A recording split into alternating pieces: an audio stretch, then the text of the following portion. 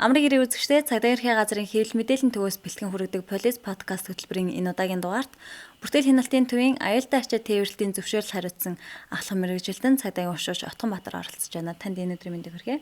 За та бүхэнд бас энэ өдрийн мэндийг хүргэе. За баярлалаа. Тэгэхээр цагдаагийн байгууллагаас аюултай болон овор ихтэй ачаа бараанд зөвшөөрөл олгох ажлыг зохион байгуулдаг. Хизээнээс энэхүү ажлыг зохион байгуулж эхэлсэн бай. Ямар дүрмэн журмын хүрээнд явуулдаг талаар та мэдээлэл өгөөч. За цагдаагийн байгууллагаас одоо тээврийн салбарт одоо тодорхой чиглэлээр хяналт тавьж аюултай тээвэрлэлтийн талаар ерөөсөн аж ахуйн нэгжийн хүсэлтийг хүлээн авч шийдвэрлэж ирсэн.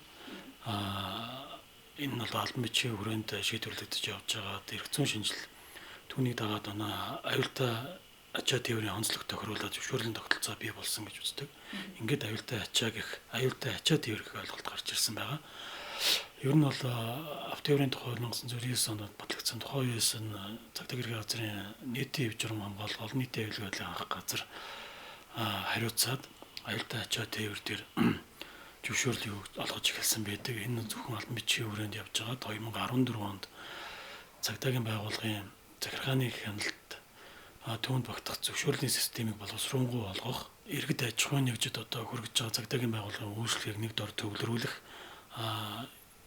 үйлчлэгийг шуурхай хүртээмжтэй хүрэх үүднээс цагдаагийн эрхийн газрын лицензийн төв гэдгийг байгуулсан байдаг. Цагдаагийн эрхийн газрын даргын 77 дугаар тушаалаар ингээд лицензийн төвд одоо цагдаагийн байгууллагаас олгож байгаа зөвшөөрлүүднийг дор төвлөрсөн гэсэн үг. Энэний нэг нь одоо аюултай ачаа тээврийн зөвшөөрөл байгаа.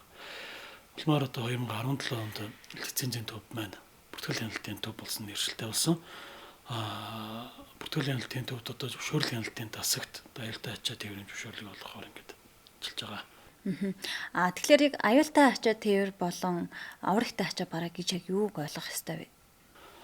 Аюултай ачаа гэдэг нь одоо тээвэрлэлтийн үед хүний амьнаас эрүүл мэнд хүрээлэн байгаа байгаль орчинд одоо аюул учруулж болох, төрөнгийн охирол учруулж болох элдв бодис түүгээр хийсэн одоо эд зүйл одоо эсвэл одоо энэ үйлдвэрлэлийн хаягдал аж ахуйн зориулалт одоо бусад эд зүйл болон тесрэх бодис гал гаргаж болцсохгүй бодис эд зүйлийг л хамааруулж ойлгоод байгаа л да аюултай ачаанд. Манай бүртгэл хяналтын төвөөс бол аюултай ачааны зөвшөөрөл олохдоо бол нэгдүгээрт цагдаагийн байгууллага албаны тухай хууль, тесрэж дэлбэрэх бодис болон тэсгэний хэрэгслийн эргэлтэд хяналттай тухай хууль, автоеврийн тухай хууль, замын хөдөлгөөний аюулгүй байдлын тухай хууль болон цагдаагийн эрхийн газар, мэргэжлийн хяналтын эрхийн газрын даргын баталсан тесрэж дэлбэрэх бодис, тэсгэний хэрэгслийн эргэлтэд тэсгэний хэрэгслийн тээвэрлэлт аюулгүй ажиллагааны журам, зам тээвэр хот байгуулалтын сайдын 2009 оны 188 дугаар тушаалаар баталсан аюултай хүн болон хүний амьнаас эрүүл мэнд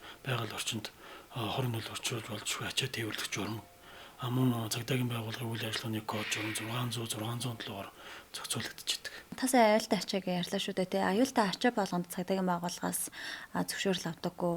Яг ямар тохиолдолд зөвшөөрөл авдаг вэ? Ямар шаардлагыг тавьдаг вэ? Аюултай ачаа болгоноор бол цагдаагийн байгууллагаас зөвшөөрөл авдаггүй. Аюултай ачаа минь өөрөө түрүүнд дурдсанаар бол одоо хүний амьнаас тээвэрлэлтийн явцад хүний амьнаас хүрээлэн байгаа байгаль орчинд аюул учруулж болзошгүй бодис эд зүйлийг хэлнэ гэж хэлсэн шүү дээ, тийм ээ. Тэгэхээр энэ аюултай ачаа гэдэгт бол энэ аюултай ачаа англи тээвэрлэлт тавьдах ерхий шаардлага стандарт дээр бол 9 төрлийн аюултай ачаа байдаг талаар дурдсан байдаг. Үүний нэгдүгээрт нь бол тесрэх бодис, хоёрт нь бол шахсан хий буюу даралтаар хадгалсан уусмал, өөрөөр хэлбэл одоо энэ газ, боллонтой газ гэдэг. Гуравт нь болохоор амархан гал авалцах шингэн, энэ одоо бензин хамаарна. Мөн одоо хүчлэг бодис, хортой одоо болон халдвар тараах бодис, эдэмхий болон зэврэх бодис, цацраг идэвхт бодис гэдэг ингээд 9 төрлийн аюулын зэрэглэлээр одоо 9 төрөлд багтах аюултай ачаа байгаад байгаа. Энэний аюулын зэрэглэлээр нэгдүгээрт орж байгаа тесрэх бодисыг тээвэрлэхэд цагдаагийн байгууллага зөвшөөрөл олгодог байгаа. Таны түрүүн асуусан асуултанд энэ аюултай ачааны төрөлд одоо орж байгаа тесрэх бодис маань өөрөө юу гэхээр тэсэлгээний хэрэгсэл болон гадны хүчний үйлчлэлээр агшин зуур химийн урвалд ороод өндөр даралтыг бий болгоод дулаан ял оруулах химийн нэгдэл тийм механик холцыг хилээд байдаг. Тэгээд манайх тесрэх бодисоос гадна тэсэлгээний хэрэгсэл гэсэн ойлголттой бас давхар явдаг. Зарим тохиолдолд цагдаагийн байгууллагаас тесэрч дэлбэрэх бодис тэсэлгээний хамгаалалтанд явдаг тий. Энэ талаар та ер нь цагдаагийн байгууллага албаны тухай хууль бол энэ Албаны тухай хуулинд бол захиргааны хяналттай байх. Тэсвэр дэлбэрэх хуудас дэлхийн хэрэгслийн эргэлт танилтай байх тухай хуулийн 14 дугаар зүйл заасан байгаа.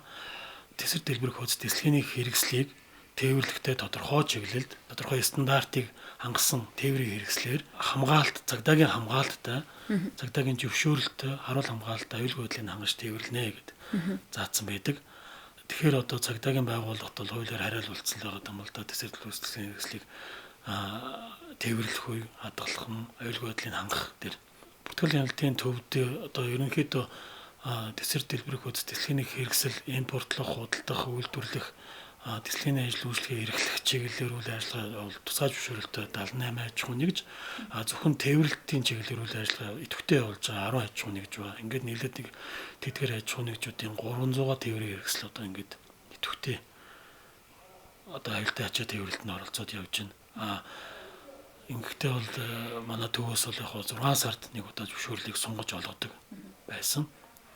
Одоо бол журам өөрчлөгдөд одоо ерөнхийдөө бол одоо энэ тээвэрлэлтийг бол хот болон орон нутгийн тээвэрлэлтээр 6 сар, зөвхөн ажлын байрны дахь тээвэрлэлтээр бол 1 жилээр зөвшөөрлийг олгохоор эрх зүйн зохицуулагдаж байна. Тэгэхээр энэ зөвшөөрлийг авахын тулд ямар шаардлагыг хангасан байх ёстой вэ? Зөөр энгийн иргэн ч юм уу очиод би энэ аюултай ачаа тээвэрлэх гэж байгаамаа гэд очиж зөвшөөрлийг авдаг уу? Хэрвээ хүсэлт өгсөн тохиолдолд хэдийн хугацаанд шийдвэрлэдэг вэ?